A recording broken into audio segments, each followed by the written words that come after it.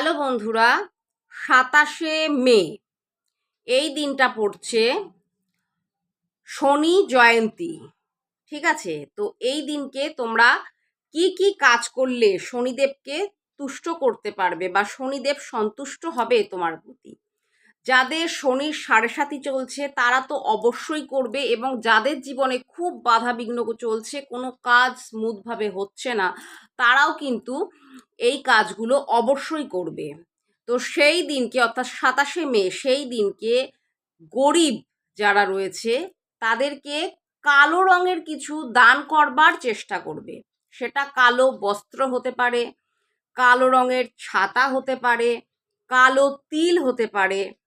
গরিব যারা রয়েছে, দুঃখী যারা রয়েছে, দারিদ্র যারা, তাদেরকে অবশ্যই কালো রঙের কোনো জিনিস দান করবে।